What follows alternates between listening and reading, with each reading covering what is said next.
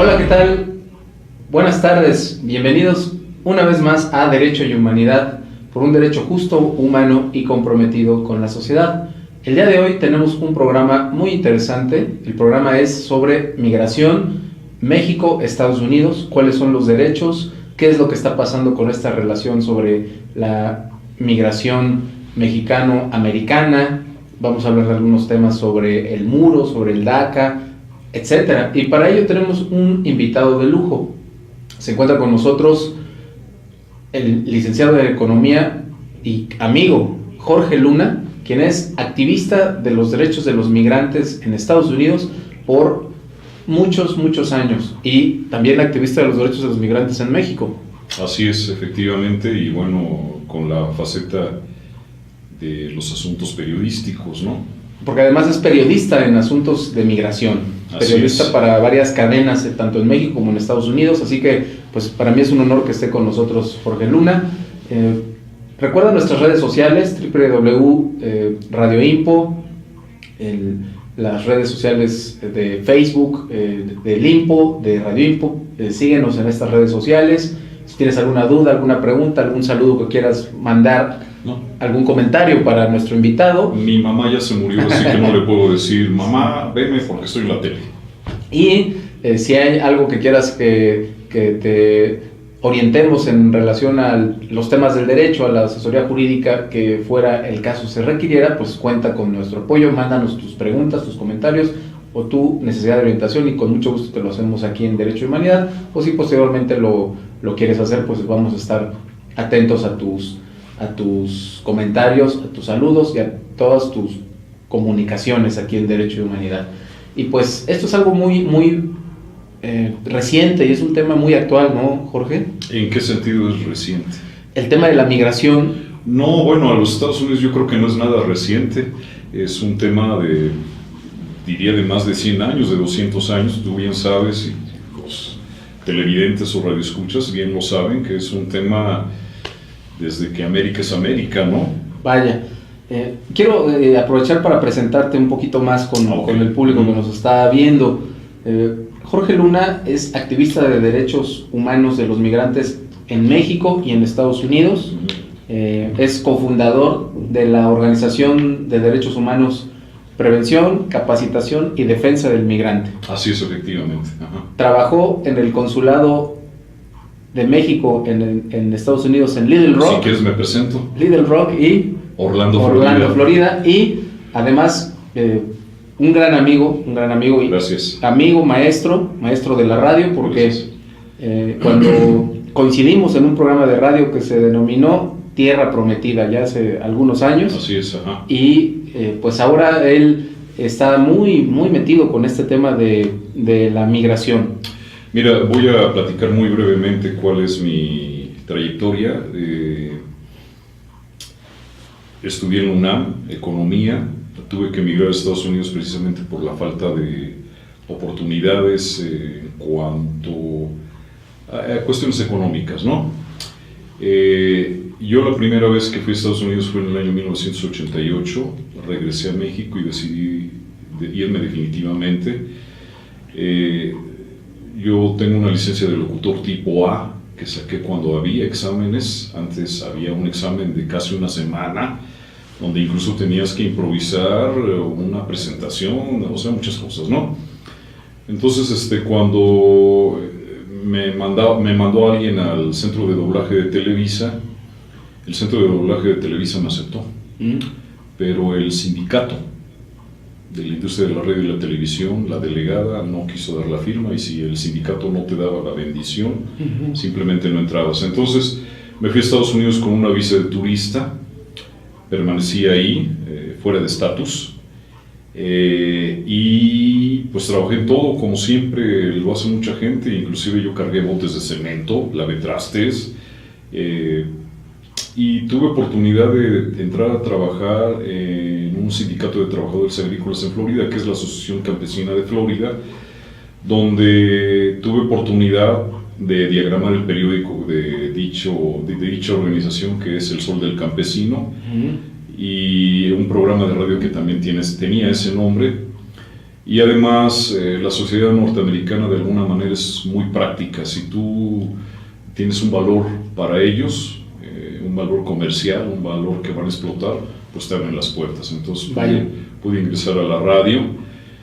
También se dio la oportunidad de que en el año de 1994, a finales de 1994, llegó el que fuera el primer cónsul mexicano en Orlando, Florida. No existía esa representación diplomática. Y bueno, en la Asociación Campesina yo me encargaba fundamentalmente de los asuntos de la media. Entonces, bueno, pertenecí al board de ciudadanos de la policía, del sheriff del condado de Orange, y además por precisamente de lo de la relación con los medios de comunicación me abrió muchísimas puertas a todos los niveles.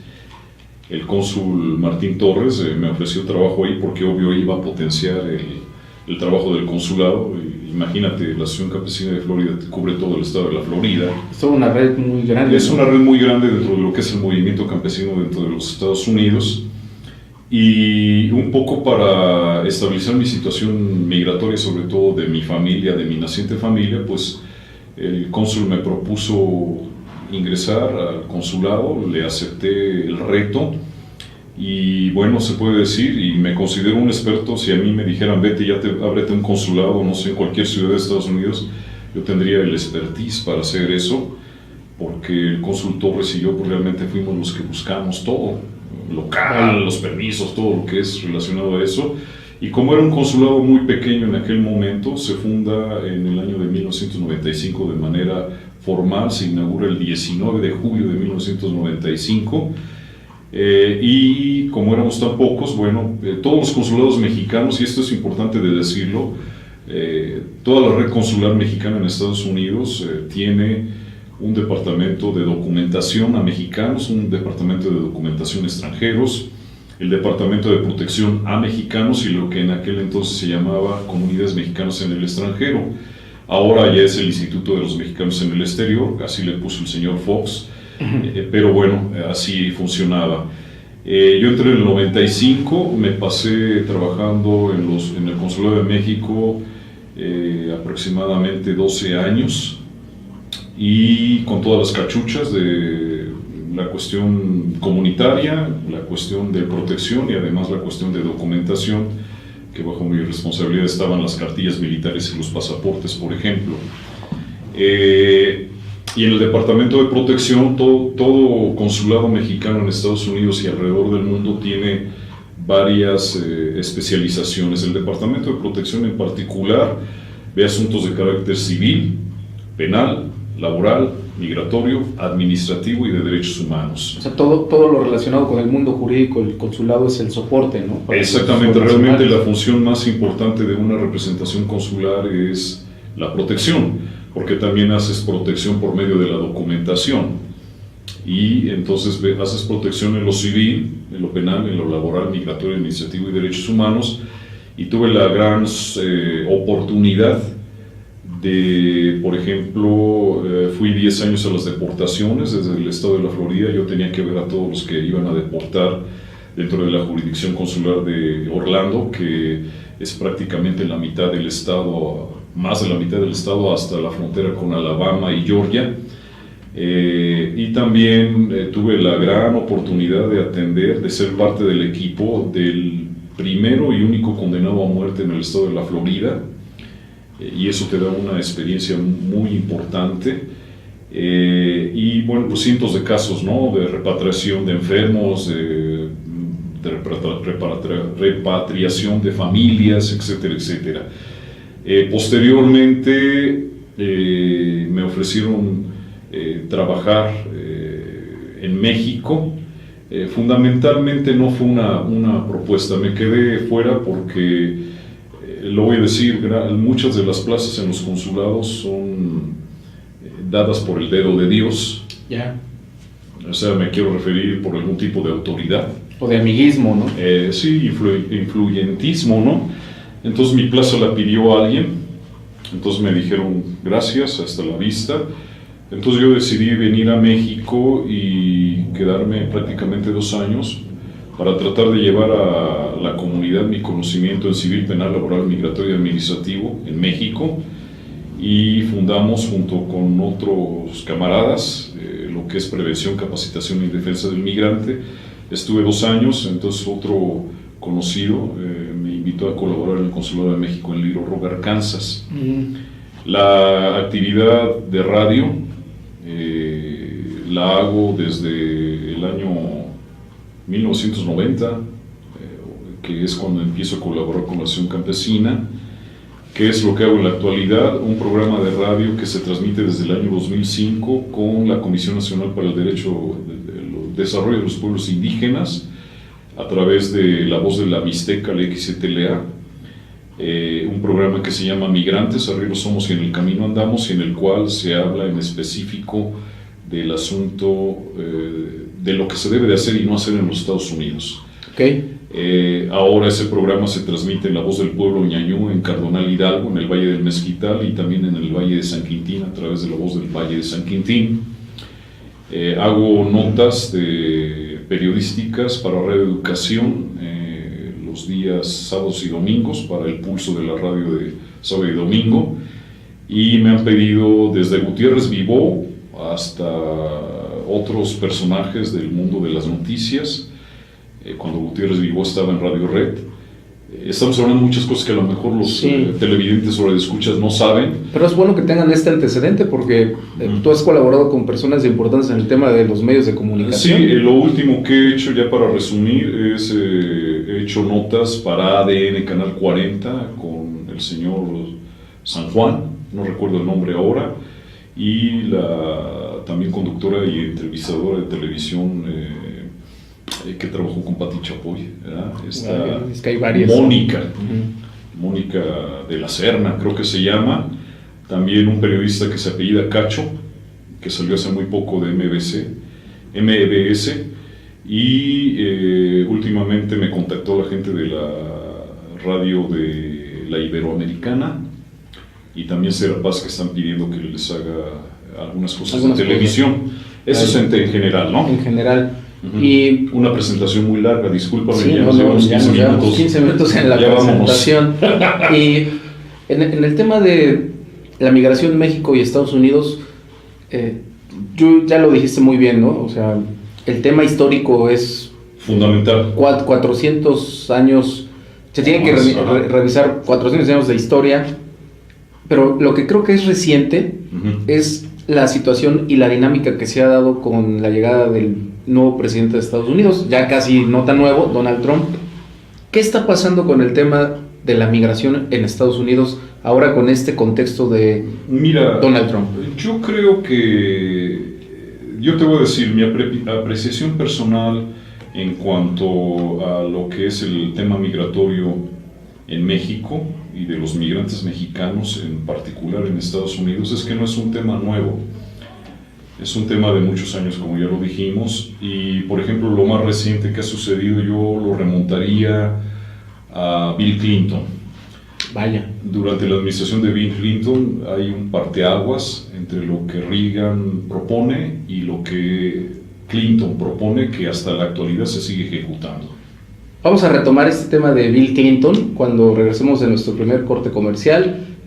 Pero a quienes nos están siguiendo por nuestras redes sociales y que nos acompañan en nuestro programa, recuerden, estamos hablando del tema migración México-Estados Unidos con nuestro invitado de lujo, Jorge Luna, activista de los derechos humanos de los migrantes y periodista en temas migratorios, así que síguenos en el programa Derecho y Humanidad. Continuamos. Regresamos a Derecho y Humanidad por un derecho justo, humano y comprometido con la sociedad. Seguimos hablando del tema de derechos de los migrantes, migración México-Estados Unidos, con nuestro invitado, licenciado en Economía y periodista, activista de derechos de los migrantes, Jorge Luna. Si hay alguna pregunta, algún saludo, algún comentario que quieras hacer en el programa, los micrófonos están abiertos. Vamos a estar al pendiente de tus saludos, de tus preguntas, de tus comentarios. Estábamos hablando, Jorge, sobre el tema de que las reglas del juego de la migración cambiaron con Clinton, ¿no? ¿Cómo estuvo eso? Así es, efectivamente. Indudablemente que todas las medidas migratorias en Estados Unidos tienen que ver con el mercado. Realmente es un trasfondo económico. Cuando el señor Ronald Reagan, durante su administración, que además era republicano, Él hizo lo que es prácticamente pues una cosa espantable para muchos de los ultranacionalistas y defensores de la raza blanca en la actualidad, que fue la amnistía. Él hizo la amnistía en 1986 y fue una amnistía que fundamentalmente era de fuerza laboral no capacitada, gente del campo, gente de la construcción. Es muy famoso que había gente que vendía cartas, que habías trabajado en la agricultura y por lo tanto tenías ya el acceso directo a tu tarjeta de residente, etcétera, etcétera. Green Card, ¿no? Ajá, la famosa tarjeta verde o Green Card, que es una tarjeta de residente permanente. En el año de 1996, durante la administración de Bill Clinton, se da la gran reforma migratoria, que fundamentalmente lo que hace es poner los puntos sobre las IES en lo que ya estaba legislado, pero él es el que comienza realmente la construcción de una barrera fronteriza. Ahí ya se empieza a hablar de la construcción de una barrera fronteriza. Yo no le vería mucha diferencia entre una barrera y un muro. Tal vez el muro, nosotros tenemos la idea de que es una pared de concreto, como el muro de Berlín, o de tabique, o de bloques, o de lo que tú quieras, pero realmente el que pone los cimientos de la actual política migratoria es el señor Clinton, siendo demócrata. Entonces, uno de los aspectos que afectó a la comunidad y que es muy comprensible, porque yo los invito a ustedes que se pongan a reflexionar, por ejemplo, en el caso de los migrantes en México. ¿Qué es lo que dice Clinton? Clinton dice, los problemas más fuertes es sobre asuntos de carga pública y de violar las leyes de carácter penal. Por ejemplo, allá hay una división entre lo que le llaman el misdemeanor, o sea, los delitos de carácter menor, y las felonías. Entonces, prácticamente en la ley de inmigración se inscribe que cualquier felonía, y una felonía es cualquier delito que te lleve a pena de cárcel por más de 90 días, de 90 para arriba, y puntualiza la ley de inmigración claramente: consumo, transportación, almacenamiento o fabricación de estupefacientes, no importa la cantidad, es una felonía. El uso o portación de armas de fuego de manera ilegal es una felonía. La violencia doméstica es una felonía. O sea, todos los amigos que les gusta practicar el boxeo, o las amigas, porque también yo conocí casos de señoras golpeadoras, el hecho de golpear a tu cónyuge, eso se pena con la deportación. Entonces, el uso de drogas, la cuestión de las armas de fuego, la violencia doméstica, el robo, cuando ya es en mayor cuantía, y prácticamente todo lo que sea pena de cárcel de más de 90 días, te llevabas, fueras documentado, eso quiere decir poseedor de una tarjeta verde o de residencia, o un trabajador con una visa de trabajo, o indocumentado, inmediatamente te mandaban o te mandan a la deportación. Entonces, también se da el adelgazamiento del Estado durante la administración Clinton, donde empieza a desechar programas de lo que se le llaman los economistas el salario social. Vaya. O sea, el salud, educación y cosas así. El gobierno empieza a adelgazarse. Entonces, posteriormente de Bill Clinton, bueno, pues vienen administraciones republicanas. Y yo creo que hay una cosa que es importante reconocer, que el señor George W. Bush, o sea, el hijo, realmente él tuvo un buen intento, metió reformas migratorias que favorecen a la población varias veces durante sus dos administraciones. Que es de 2000 a 2008, ¿no? Exactamente, durante sus administraciones, varias veces promovió propuestas de legisladores para que pasaran a los plenos y aprobar una reforma migratoria.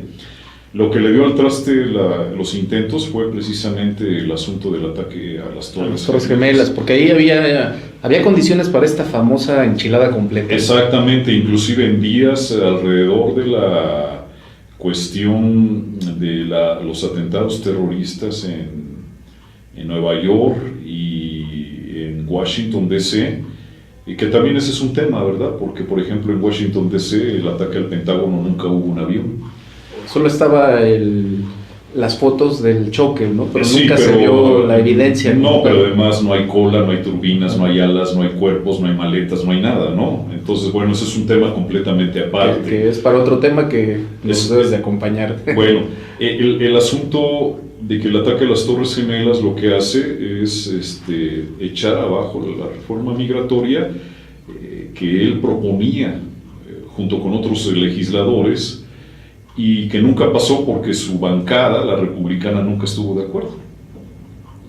Parece mentira que Reagan pasa la amnistía, republicano, y George W. Bush pasa republicano también, y además el hermano de George W. Bush, Jeb Bush, está casado con una guanajuatense. Además, y en su familia, digo, su papá tiene amplias raíces en Texas y con los trabajadores migrantes. Entonces había como cierta simpatía, ¿no? Por lo latino, por lo mexicano, y se vienen los ataques, entonces endurecen. Es cuando lo que era el INS, Immigration Naturalization Service, desaparece, se forma lo que es la Secretaría o lo que es Homeland Security. El Department of Homeland Security, el Departamento de Seguridad Nacional, que es un departamento, y es importante precisar que es un departamento, es algo similar como una secretaría. Exacto, un ministerio o secretaría. Exactamente. Entonces se empieza a generar, por ejemplo, la política de comunidades seguras, el acuerdo 287G.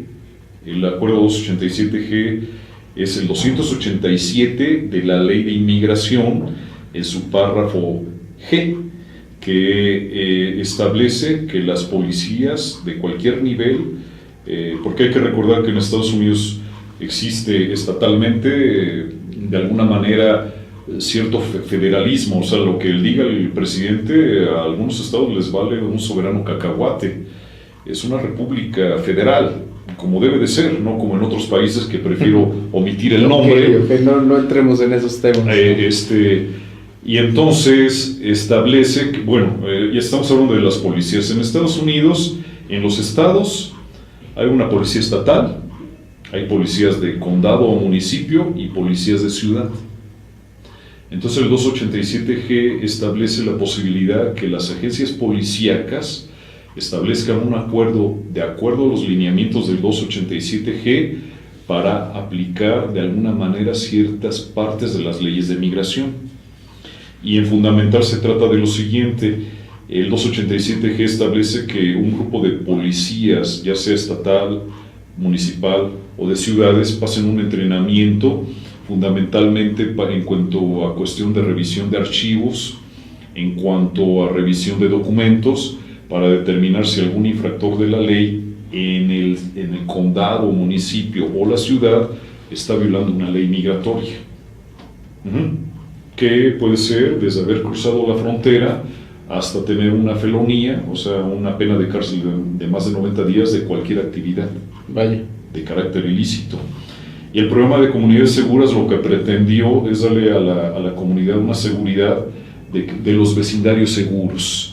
Cuando usted va a Estados Unidos, es muy común que en algunos vecindarios dice Neighborhood Watch, o sea que hay algunos miembros del vecindario que han sido capacitados para detectar alguna actividad de carácter ilícito.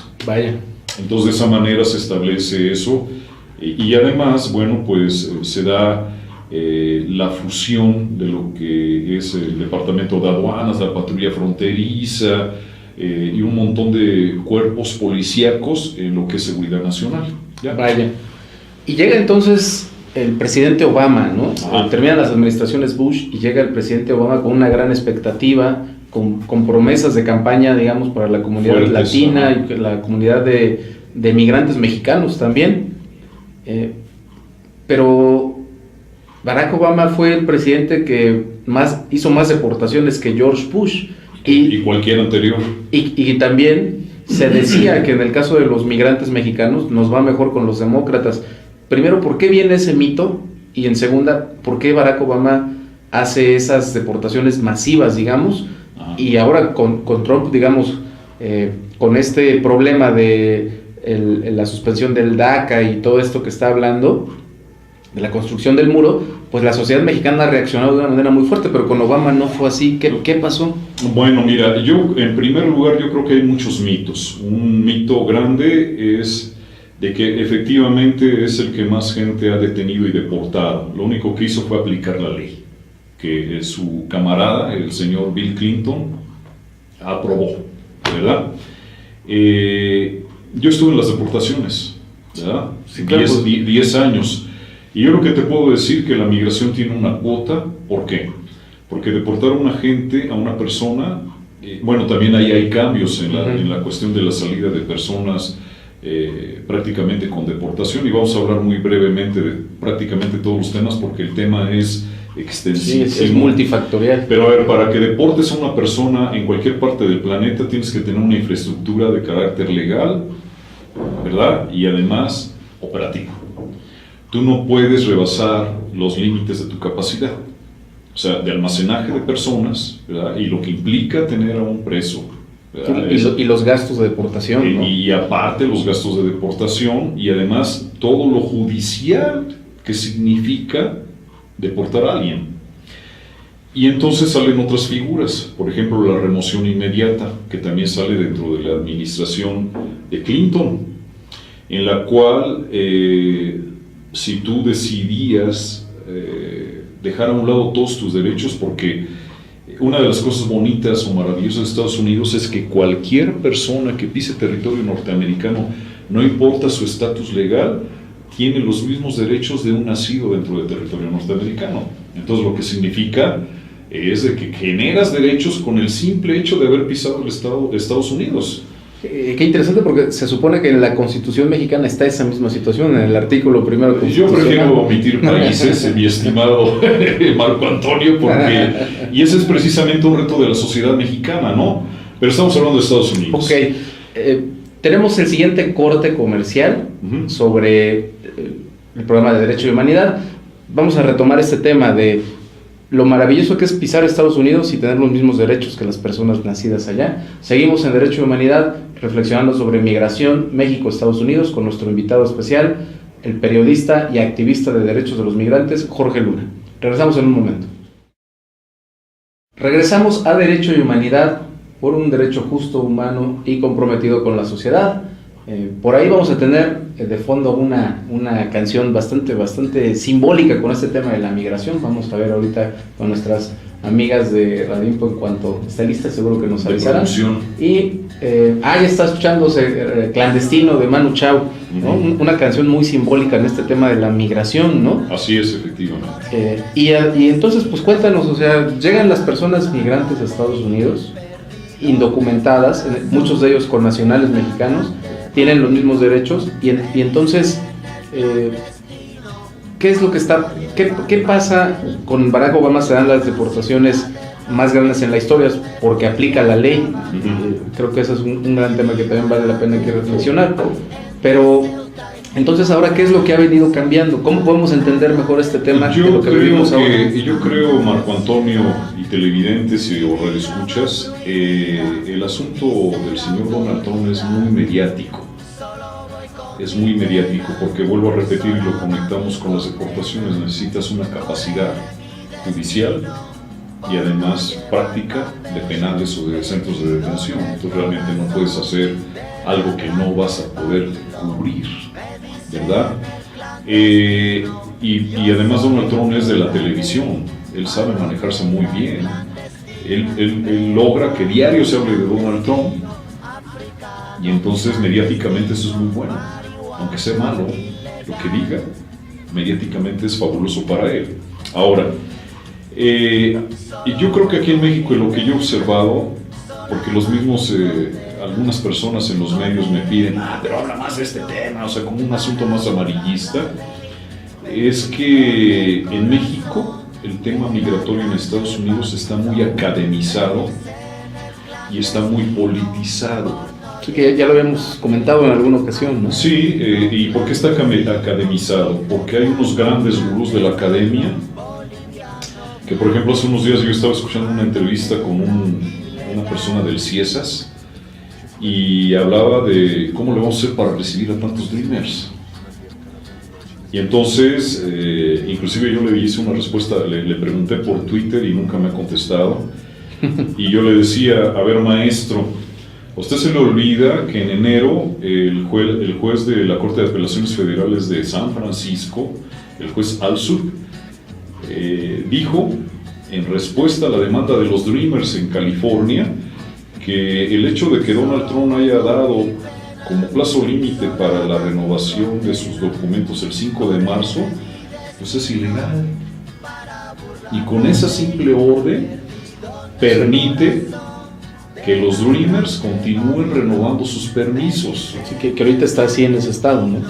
No, pero es federal, o sea, es la Corte de Apelaciones Federal. Claro, pero me refiero que está suspendido el DACA. El DACA está suspendido en cuanto a la asimilación de nuevas solicitudes, pero los que ya están dentro del DACA pueden continuar renovando sus permisos. Es para los nuevos, no para las renovaciones. Hace aproximadamente 3 semanas, un mes, la Corte de Apelaciones de Nueva York, también de federal, el juez emitió el mismo fallo. Y ayer o antier esta semana, el juez de la Corte de Apelaciones de Los Ángeles dio el mismo fallo. Entonces, pues resulta que los Dreamers no van a venir en bola. Claro, y también la Corte Suprema de Estados Unidos no aceptó la competencia. Exactamente, y este tema es muy importante. Ellos discutieron hace 2 semanas, creo que fue un viernes, lo que el Departamento de Justicia, encabezado por Sessenbrenner, que era pues un representante federal en el Congreso, y que además su sustituto no pudo ganar las elecciones, el señor Moore, precisamente por todos sus antecedentes, pero Sessenbrenner fue el que propuso la ley antiinmigrante en Alabama, que cuando era legislador estatal, y le dio la torre a la economía porque no había quien cosechara, no había quien limpiara los cuartos de hotel, Claro. Entonces, el Departamento de Justicia mete una apelación a la decisión de las Cortes y pues dicen que no, lo promueven a la Suprema Corte de Justicia y la Suprema Corte de Justicia dice no tenemos tiempo para discutir eso, ¿verdad? Así que vamos a ver cuándo lo discutimos, porque nuestra agenda es muy cargada y creo que la inserción de casos que va a discutir la Suprema Corte de Justicia creo que es hasta el mes de junio. Sí, pero además dice que le deja la solución y la resolución a las Cortes federales. Entonces, bueno, hay una gran... la gente lucra políticamente y académicamente con el tema, y lo siento por mis amigos los académicos, que me llevo muy bien con ellos. Espero que no estén en esa bolsa. Bueno, entonces lo que ha hecho Trump es una campaña mediática, porque hay mucha gente que se autodeporta. Entonces, ¿qué es lo que hay que hacer? ¿Qué es lo que se le puede aconsejar a los migrantes que están en Estados Unidos? Pues váyanse derechitos, ¿verdad? Porque los pocos Dreamers que han deportado es porque han hecho felonías, porque han infringido la ley.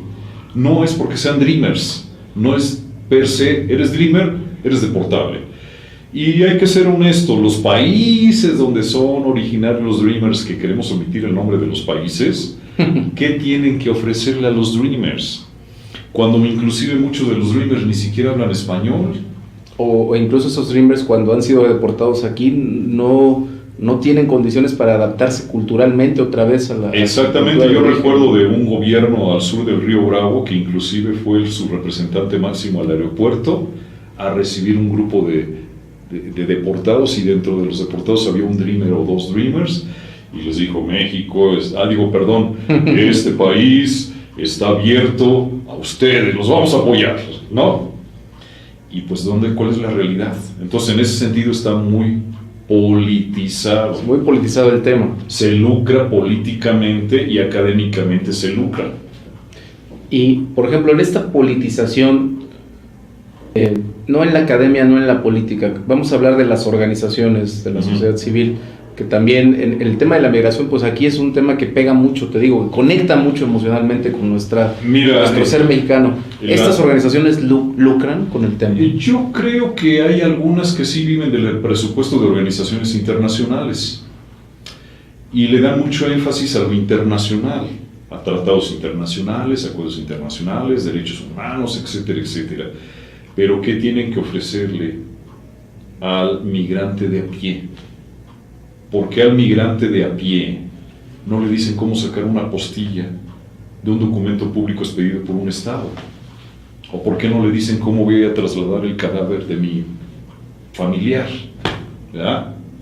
¿O qué derechos laborales tengo yo? ¿Verdad? O etcétera, etcétera. Podríamos citar cientos de situaciones claro, en civil, en penal, en laboral, en migratorio y en derechos humanos, que allá les llaman derechos civiles. Entonces podemos citar una infinidad de temas, de casos concretos, en los cuales las organizaciones, yo creo que en este país hay dos grandes diferencias. Los que ven para los transmigrantes, que es la mayoría, pero no que somos comunidades expulsoras, que generamos una expulsión de migrantes, una expulsión de ciudadanos de este país con necesidades concretas. ¿Qué puedo hacer yo si mi papá es ciudadano norteamericano, yo vivo en México, tengo menos de 21 años y mi papá quiere migrar, que migre yo a los Estados Unidos? Nací en Estados Unidos, soy ciudadano norteamericano, pero mis papás me trajeron a México. ¿Qué derechos tengo yo como ciudadano norteamericano por nacimiento?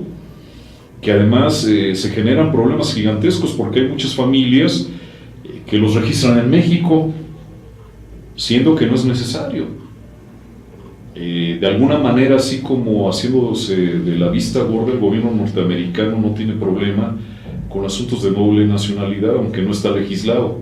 Ya. Y en México, pues está legislado el derecho a la doble nacionalidad desde el 96. Así es, sí, sí. Entonces, esos asuntos puntuales de la orientación de las familias y los migrantes es lo que creo yo de lo que adolecen las organizaciones que ven asuntos de migrantes en Estados Unidos. ¿Y específicamente de migrantes México-Estados Unidos? ¿O pensamos también a los centroamericanos? La ley en Estados Unidos es pareja, no hay ley para mexicanos, no hay ley para centroamericanos. En este sentido, los mismos problemas de derechos de un mexicano los tiene un centroamericano de cualquier planeta. Claro. Quisiera regresar un poquito a lo de México, porque aquí en México tú recordarás por ahí del 2010 cuando estaba este tema en boga de los derechos de los migrantes mexicanos, ¿no? Uh-huh. Pero en ese momento estaba el tema de la migración centroamericana invisibilizada, por lo menos en ese momento de manera mediática, que eso ha pasado siempre. Y había mucho ese discurso nacional, ¿no? De decir, se tienen que respetar los derechos de los connacionales mexicanos en Estados Unidos, pero había varias violaciones al derecho migratorio, a los derechos humanos de este grupo de migrantes centroamericanos que transitaban por México, ¿no? Y eso, desde mi perspectiva, digamos, ha cambiado poco. ¿Cómo está el derecho mexicano en cuanto a la migración y al trato que le damos a los migrantes centroamericanos? Bueno, este país es un país de leyes, pero una cosa es que digas hay que hacer una ley y otra cosa que la ejecutes. Porque, por ejemplo, hace, no recuerdo exactamente cuántos años, ya no es tan fácil deportar centroamericanos o gente de otros países hacia sus países de origen. Inclusive hay facilidades para el asilo, hay muchos mecanismos de carácter legal, pero las autoridades de este país se pasan por el arco del triunfo esas leyes, ¿no?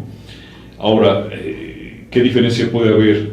Por ejemplo, te pongo yo, afortunadamente hace muy poco, el año pasado, la Secretaría de Gobernación tuvo un acuerdo con el Departamento de Salud y Asuntos de las Comunidades en Estados Unidos, en el cual, por ejemplo, no es necesario apostillar las actas de nacimiento de niños nacidos en Estados Unidos, porque, por ejemplo, ustedes televidentes deben de saber muy bien, y si no lo saben se lo vamos a platicar, que si bien la educación primaria en México teóricamente es para todos, para un niño nacido fuera de México sin autorización de migración no puede ir a la escuela. Sí, y sin la famosa acta apostillada. Ahora ya no se necesita la apostilla. Pero culturalmente sí se sigue pidiendo. Bueno, se sigue pidiendo culturalmente porque bien dice el libro maestro que es la Biblia, y no soy religioso ni voy a ponerme aquí a hablar de la Biblia. La verdad te hará libre. Muy bien. Y la verdad es la sabiduría, y la sabiduría se hace en base a conocimiento, ¿no? Vale. Pues vamos a ir a nuestro último corte de Derecho y Humanidad, pero seguimos aquí en el programa Derechos de los Migrantes, la migración México-Estados Unidos, con nuestro invitado especial, Jorge Luna, periodista y activista de los migrantes en México y en Estados Unidos. Regresamos en un momento. Continuamos en Derecho y Humanidad, por un derecho justo, humano y comprometido con la sociedad, en esta última parte del programa relacionado con los derechos de los migrantes, la migración México-Estados Unidos. Vamos a ir a leer algunas participaciones del público que nos está escuchando. Nos manda saludos el licenciado Sandro Gómez, mi querido amigo Sandro, igualmente te mandamos un saludo. Marta Leonor Hernández nos dice: admirable la labor del señor Jorge Luna, felicidades. Una felicitación aquí para nuestro querido amigo y activista de los derechos de los migrantes. Pues vamos a seguir aquí con el tema. Entonces, tú estás haciendo una labor muy interesante desde la sociedad civil, ¿no? Haces tu labor como periodista, pero también defiendes derechos de los migrantes. ¿Cómo se defienden los derechos de los migrantes? Mira, yo creo que hay que hacer una diferenciación importante, y tú eres abogado y bien lo vas a saber, de lo que voy a hablar. Primero, antes de entrar a ese punto, hay que saber los derechos. Los derechos ahora son accesibles por muchos medios, afortunadamente existe el Internet. Pero hay organismos como Prevención, Capacitación y Defensa del Migrante, Asociación Civil, que nos pueden buscar a través de el Facebook como Precadem Radio, o también nos pueden buscar a través o contactar con nosotros desde luego en el Messenger, y también en lo que es el correo electrónico enlacemigranteradio@gmail.com. Y estamos dispuestos a orientarlos. ¿Por qué digo orientarlos? Porque el consejo legal en Estados Unidos solamente lo puede dar un abogado. Y esto es muy importante.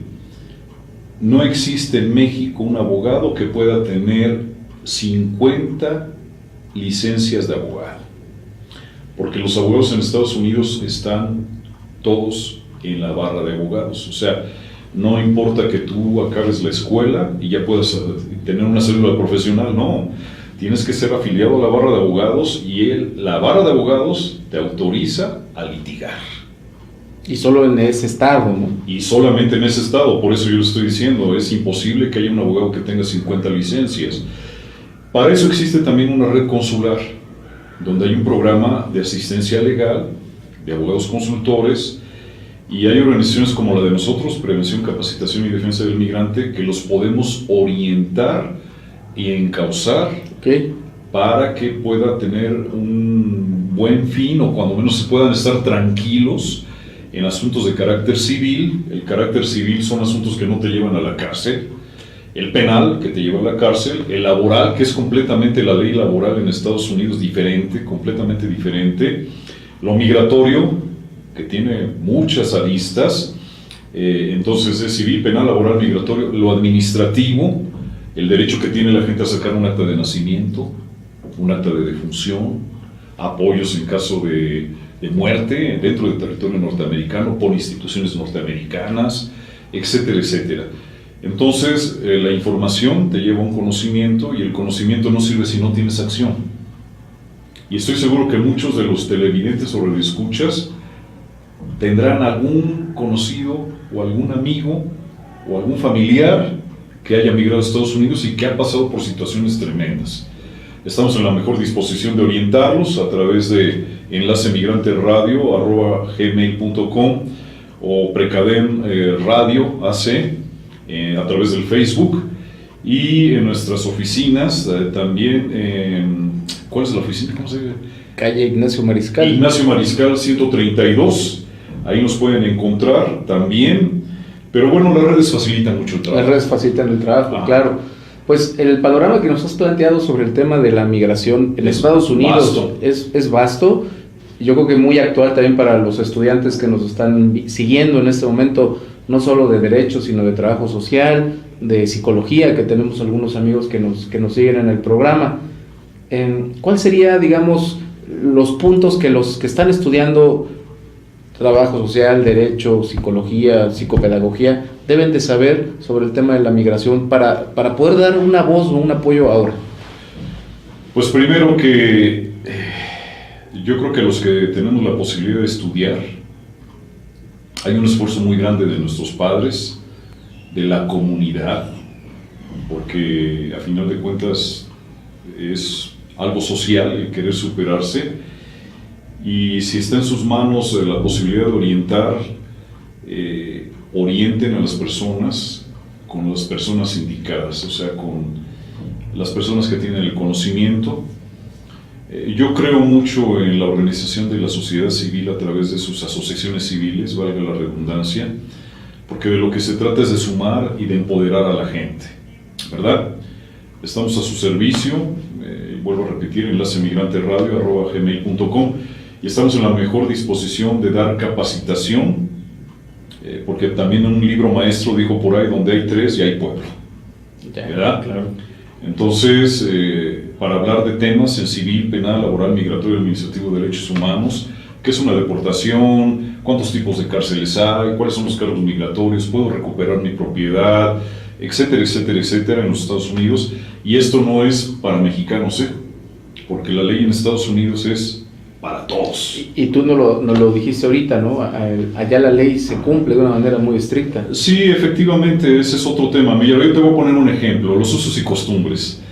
Muchas veces los usos y costumbres pensamos que nomás es de comunidades de Oaxaca, donde hay comunidades indígenas, pero tú dime, en los barrios aquí en Ciudad de México, también hay usos y costumbres. Sí, claro, como poner botes ahí en la calle, o estacionamiento, o practicar el boxeo con las chavas, o agarrar y fumar donde se nos dé la regalada gana, o tenemos un carro y llevamos al chamaquito menor de edad, pues ahí como Dios nos dé a entender. Yo le quiero decir a ustedes que si usted vio la ley en Estados Unidos, le sale más caro el caldo que las albóndigas. Le sale más barato comprar un asiento para el niño que pagar la multa.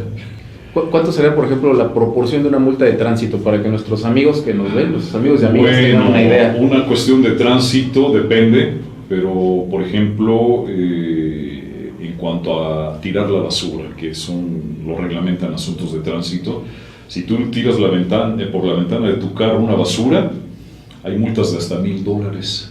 Wow. Te llevan a la corte y además el juez de lo cívico te dice, ok, va a ser trabajo social, te toca limpiar 5 millas durante un mes, una vez a la semana.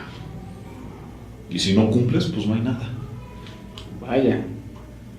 ¿Qué será otra cultura?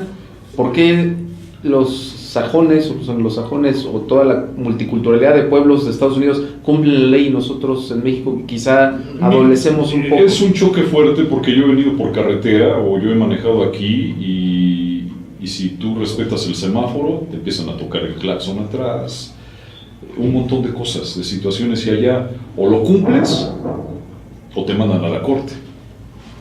Así de simple. Pues creo que esta última reflexión nos deja mucho porque también yo sí he afirmado en otros programas que el funcionamiento del sistema migratorio en Estados Unidos es mucho más garantista y cumple más los derechos humanos que nuestro propio sistema migratorio en México. Uh-huh. Entonces creo que esta discusión nos deja por lo menos la oportunidad, mi querido amigo Jorge Luna, promotor de derechos de los migrantes y periodista de temas migratorios, pues la puerta para una siguiente visita de tu parte y a discutir este tema del cumplimiento de la ley en Estados Unidos y en México, ¿no? Así es, efectivamente, el tema da para mucho porque podríamos platicar casos de civil, casos de penal, casos de migratorio, de todas las áreas del derecho. Y ya para terminar, porque nos faltan muy pocos minutos, yo les quiero decir a todos ustedes que si alguien nos mandó a servir y no servimos, entonces ¿para qué venimos, verdad? Entonces ¿para qué servimos? Entonces? Sí, ¿para qué servimos? O sea, tenemos que venir a este planeta, a esta realidad, a servir a quien sea. Los invito a que sirvamos, que sumemos esfuerzos y que sepamos que tenemos derechos no solamente aquí, sino en muchas partes de este planeta tan bello que es el planeta Tierra. Pues qué buen consejo, qué buena metáfora, y creo que va muy acorde a nuestra línea, que es difundir el derecho, pero con humanidad, ¿no? Con base en el humanismo, en lo que nos hace humanos. Tú lo dijiste bien, la verdad nos hará libres y el reconocimiento en el otro nos hace humanos. Pues estamos llegando al final de nuestro programa, Derecho y Humanidad, por un derecho justo, humano y comprometido con la sociedad. Muchas gracias por estar aquí con nosotros. No, gracias a la institución y a ti. Jorge Luna, licenciado en Economía y periodista de los temas de migración, experto en temas de migración México-Estados Unidos y sobre todo un buen amigo que está aquí con nosotros. Estamos llegando al final. Muchas gracias por acompañarnos, por estar en Derecho y Humanidad, en este programa sobre migración México-Estados Unidos, los derechos que se derivan de esta situación. Espero que haya sido de tu agrado el programa y esperamos que nos acompañes en nuestras siguientes emisiones. Habrá todavía temas mucho más importantes, temas muy polémicos y temas en donde necesitamos que tu opinión cuente también. Gracias por tu participación y gracias también a nuestras amigas de Radio Info, que siempre nos dan mucho apoyo y mucho soporte, y pues llegamos al final de Derecho y Humanidad. Gracias, hasta la próxima.